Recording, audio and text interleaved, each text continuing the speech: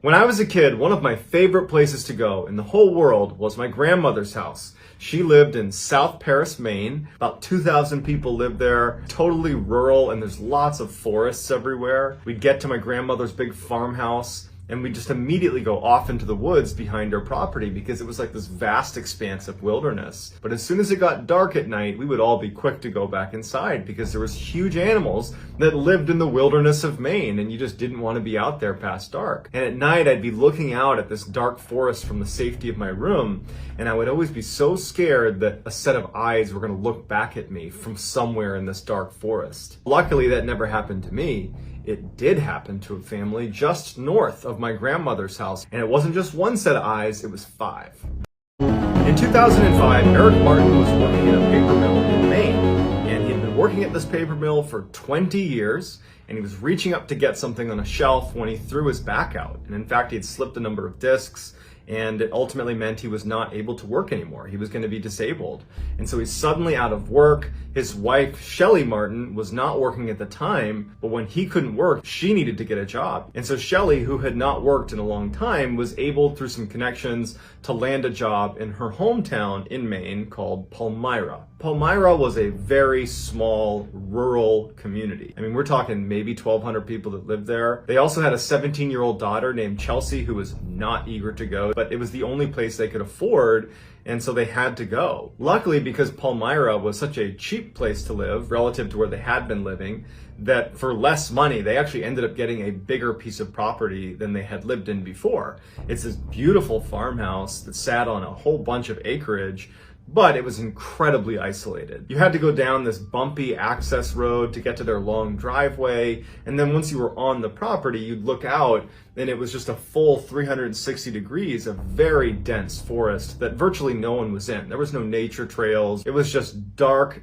dense forest everywhere you looked. So even though no one's that happy about it, they end up moving into this farmhouse, and as they're unpacking their truck, Eric picks up one of his many rifles that he owned. Eric came from a long line of hunters. He loved to hunt. It was his favorite thing to do, and he had a whole bunch of guns that he kept. And as he's carrying the rifle into the house, Shelly says, "Oh no, we're not keeping the guns in the house. You have a barn, you're gonna put your guns in there." This had always been a point of contention for them in their marriage. Shelly just didn't feel safe having guns in the house, especially having kids in there. And so ultimately Eric agrees, okay, fine, I won't put my guns in the house.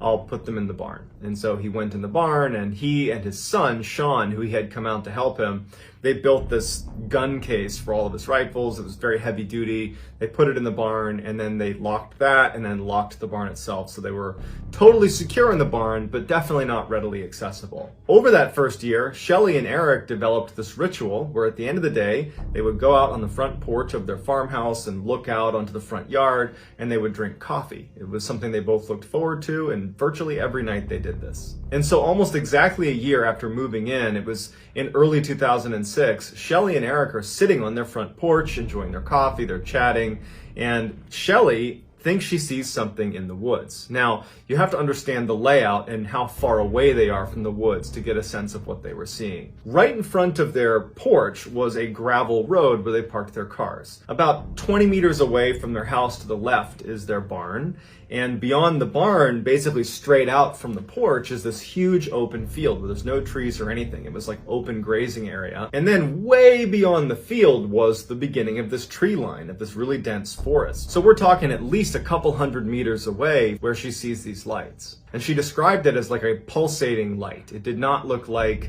a car or some sort of vehicle, not to mention there was no road out straight ahead from their porch. It was just a dense forest where there was absolutely no one that should have been in there. Eric immediately, when he sees the lights, he thinks there's a poacher on his property, someone illegally hunting on his property. And so he gets Sean, his son, who did not live with them but was staying the night that night, he gets him to come outside and say, "Hey, do you think that's a poacher down there at the edge of our tree line?" And Sean's like, "I don't know, maybe." Eric decides that he wants to go tell this person to leave his property, and so he asks Sean to come with him. They figured they would just get to the edge of the property and yell out, "Hey, this is private property, you need to leave." As they're walking across the field and they're getting closer to the tree line, the lights, those pulsating lights, begin to fade and disappear back into the woods. And they get all the way up to the tree line and they can't see any lights at all. Even though at this point, standing on the edge of the forest, Eric and Sean are fairly confident that this poacher has left, they decide, just to be sure, let's walk a little ways into the woods, even though it's totally dark, we're not going to get lost. We'll walk a little ways into the woods and just continue to yell, this is private property, so they really do leave. And so they begin walking, and it's a very dense forest, lots of low-hanging limbs. It's not somewhere that's easy to walk. There's no walking trails or anything like that. And they walk, 10, 15 meters into the woods, and then they hear what sounds like someone walking parallel to them, maybe 15 meters away from them on their left. And they both stop and they look. They didn't want to take any chance that they were being stalked by a predator.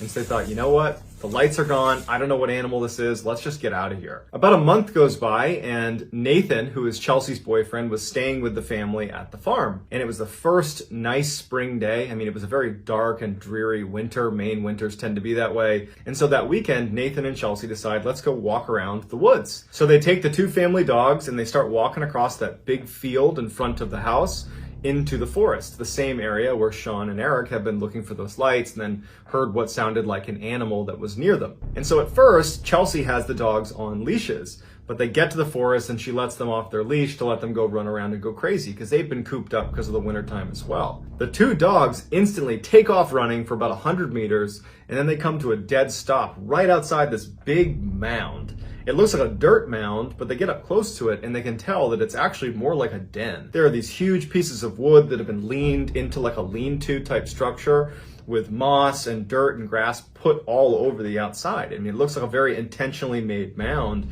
And there's a circular hole that's been created right on the front of it. And the dogs have stopped right outside and they're poking their heads in and smelling into this hole. And Nathan and Chelsea are looking at this thinking, who did this? Is this like a hunter's thing? Is this something a hunter might make? Would an animal make this? This seems really big for some animal to make this, but it definitely was made on purpose, whatever it is. And so Nathan, he just kind of looks down into this den, but it's totally dark, and he thinks he hears growling coming from inside of the den. And so without any hesitation, he goes, we gotta go. I don't know what's living in there, but we gotta go. And so they take the dogs, they put them back on leashes, and the two of them get out of the forest as quickly as they can. When Nathan and Chelsea came back to the house, they told Eric and Shelly, and actually Sean was there too, and they said, hey, we found this den of some kind out in the middle of the woods, basically straight out from your front porch. And that's when Eric and Sean said, well, about a month ago, we were out in that same area, and we could have sworn we heard some animal stalking us. A couple of months go by, and Eric and Shelly are sitting on their front porch having their coffee ritual, and there was just this low mist that kind of hung over the entire field. And as they're sitting there, they're commenting on how creepy it was. And what started as just kind of a friendly discussion about the general creepiness took a turn when they realized that they couldn't hear any wildlife. No crickets, no animals, no anything. And normally at night, because they were out here all the time, it was humming with life. And so Shelly had this high-powered flashlight that she always had out with her, and she starts scanning the property, not knowing what she's looking for, but it just seemed really odd that they couldn't hear any wildlife. But after she scans across the whole field, she doesn't see anything, and so she puts her flashlight down and just starts talking to Eric about whatever they normally talked about over coffee at night. Eric would say in numerous interviews that for whatever reason, when she put that flashlight down, he suddenly felt like they were in danger. He's looking out, he doesn't see anything, and then all of a sudden he just says, you know what? We gotta go inside. I don't know what it is, but we gotta go inside. And Shelly's like, come on, I wanna stay out here for a little bit longer. We'll go in a few minutes. And Eric stands up and he's like, no, go inside. And he tries to grab her to kind of push her into the house. And she's kind of fighting against him. And then all of a sudden, Shelly stops. And she goes, did you hear that? And Eric immediately knew that whatever it was, it's the reason he had that sudden feeling of being in danger. Eric turns around and he can't see anything because it's too dark. Shelly grabs her flashlight and she begins scanning the tree line. And she gets to the field and gets about halfway across the field right in front of them, and she stops. Because right in the middle of the field are three creatures that look like wolves. These huge creatures that are looking right at them. Two others join them. So there's 5 wolf-like creatures that are staring at them right from the middle of their field. She says to Eric, what are those? And Eric, who's an experienced hunter, he has no idea. He goes, I think they're bears. It could be wolves. We gotta go inside. And so Shelly's just holding the light and they start charging directly at her so fast that she wasn't able to keep the light on them. They were already halfway across the field. They go inside, they shut the door, and they lock it. And without saying a word, the two of them make their rounds across the entire bottom floor, lock every window, close every blind, make sure everything is shut. There was something different about these 5 creatures. The way they started running towards them, it just felt like they were targeting Eric and Shelly. And so even after the house had been secured, they didn't feel safe. And so they're standing in the middle of their cabin, and Eric's saying, my guns are in the barn. We have no protection. And Shelly is like, whatever you do, do not go out there. We don't know what these are. It could be a bear, it could be a wolf, we don't know. Don't go out there. Shelly goes upstairs, she shuts off all the lights, she makes sure all the windows are shut. And then she goes to Chelsea's room, her daughter, and she wakes her up and she says, hey, come here, you gotta look at this. And they go to the window and they kind of like poke their head into the window because they don't want to like totally open it up and stare out because they don't want the creatures to see them. But they're kind of poking their head out the window and she's like, look. And standing on the gravel are these 5 creatures that are just standing in a row looking directly at the house. It was like they were waiting for them to come out the front door. They were just patiently standing there looking at the house. It did not look like normal animal behavior at all. And as she's looking, one of the animals looks up at Shelly in the window, and the creature stands on its 2 legs. It gets on its hind legs and looks at her, and Shelly gasps and falls over because the creature's like 8 feet tall. And so Shelly's on the ground looking at Chelsea, and she can't believe what she just saw. It's like her brain can't process that this creature, one, had even seen her. They barely had their head up in the window. But that it stood on its hind legs, that it was so big. What are they doing? Sitting in a row right on the outside of the house waiting for us? What's going on here? And so Shelly tells Chelsea, get in your bed, don't go to your windows, don't leave this room. And that's when Shelly also remembers that she hasn't heard her 2 dogs. And she's worried they might be outside. And so she starts quietly walking all along the top floor looking for her dogs. She's calling to her 2 dogs and they don't come out. Goes into the master bedroom and finds her 2 dogs hiding in the corner of the room next to each other. Like they're startled by whatever it is outside. Meanwhile, Eric was pacing downstairs thinking he needed to go to the barn and he needed to get his guns to protect the family. But he knew that between his own disability, he can barely walk very fast and he'd have to unlock the barn and then he'd have to pull down the gun case, unlock that. All the while he's exposed to these animals that are out there. And so the next best thing in his mind is maybe he could run outside, get in his truck and back the truck up to the front door, and then he could get his wife and his daughter to come out, jump in the car, and they could drive away. So he just goes to the window and he pulls the blinds aside to look outside, and those 5 creatures are now gone. They're not sitting on the gravel path right in front of the house. He doesn't know where they are, but they're not in front of the house. And so he closes the blinds and he's like, well, I don't know where they are. It's too dangerous to go out there. He starts pacing some more and he goes back to look and he sees them back in the field where they first saw them, all 5. You can see all 5. They're facing the house still, but he can see them because the moon has now popped through and he's got illumination on the field and he can see all 5. And he's like, okay, maybe if I just keep my eye on them, I can open the door, run out, get the car, back it up without them seeing me. And so without telling Shelly, he opens the door and he goes onto the front porch and he sees them out in the field. He's got a good line of sight on them. Quiet as he can, he walks down the steps and he makes his way over to his truck, which is about 10 meters away. And as he's getting closer and closer to his truck, he's got his eye on the creatures that are in the field. They haven't moved. They apparently haven't seen him. He gets to the driver's side of his truck and he's got his keys out and he's kind of fumbling to hit the unlock button, and then his motion sensor light kicks on. And he's so on edge being out there, when the light kicks on, he drops his keys because he's so startled. And the first thing he does, he looks towards the field and he sees that one of the 5 creatures is now standing on its hind legs looking at him directly. Before he even bends down to get his keys, he sees them all running towards him. He reaches down, he grabs his keys, he runs back to the house as fast as he can, and he gets inside and slams it right as he can hear them crossing the gravel right in front of the house. And he hears them bound onto the porch and start running around the wraparound porch. He's too scared to even look in the window, so he ducks down to get out of view. Shelly, who was upstairs, can hear everything going on, and she yells, Eric, what's going on? And he goes, stay up there, stay up there. Shelly, Eric, Chelsea, everyone's just frozen, waiting, knowing that these creatures are right on the other side, walking along his wraparound porch. And after a while, he hears the footsteps of these creatures leave the porch and go back onto the gravel area. And at some point, he pokes his head up and he looks, and all 5 are sitting there just facing the house, waiting for them to come out of the house. And so he scurries up the stairs to where Shelly and Chelsea are, and they just are so scared. So they decide they gotta call the police. If nothing else, the police will drive up and their vehicle might scare away these creatures. But on the phone, Shelly lets on that what they're really scared about is something on their property. In fact, it's 5 creatures, things running around outside their property.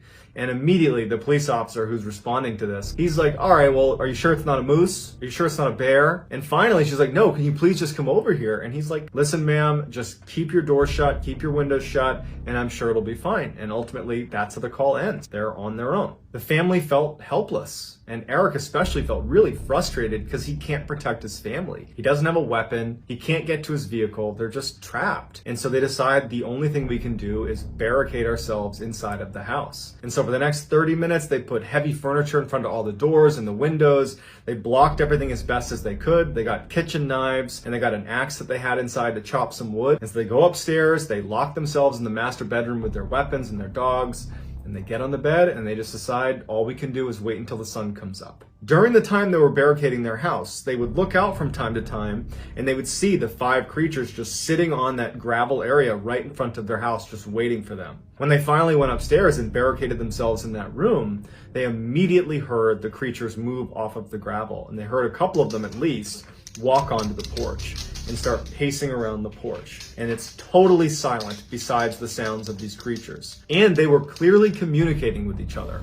They were bumping into walls and then they were howling at each other. There was clear communication happening where they were trying to coordinate some sort of attack on the family. Now, the way the house was set up is there was a second floor roof, and then the first floor was a little bit wider than the second floor and had its own kind of separate roof. And after a while, the creatures stopped walking on the porch. They left the porch and it's just silence. And then they would hear them jump onto that first roof. The scary thing about this is that if you walked around the roof, you could actually look into the second floor windows. And so they're laying there and periodically they'd be looking out their window. There was windows in either side of the room they were in, but there was a thin curtain between them and the window. And so from time to time, these creatures would walk past their windows and they would stop, they'd put their paws up onto the window and they would look inside. But there was a very thin sheet between them and the glass, so they couldn't see the creature and the creature couldn't see them. All night, they're listening to these creatures running around. And sometimes they'd hear really loud scratching, like they had figured something out and they were trying to burrow their way into the house. But after a whole night of this, they never actually broke the glass. They never got inside the house. As the sun started to come up in the morning, the creatures jumped off the roof and they could hear them running away. And for about an hour, they didn't hear anything outside. The sun's come up and they felt safe again. And so they left their room, they go downstairs, and they finally open it up, and all over their property are signs of huge creatures that had been on their property. Massive footprints with huge claws at the end. They found tufts of hair that had gotten caught on fence posts. And even scarier is they found all these points on the house, in particular on the second floor when they were walking on that roof, where there was clear markings that they had tried to burrow into the house. There were these deep-seated scratch marks into the side of the house. The front door had been scratched apart. I mean, it was very clear that whatever these creatures were, they were trying to get into the house, but they had just been unsuccessful. This experience was so traumatic for the family that they sold the house and they moved very quickly after that, and they have not experienced anything like that since they left. So what do you think those creatures were? Was that a bear, a wolf, or something else?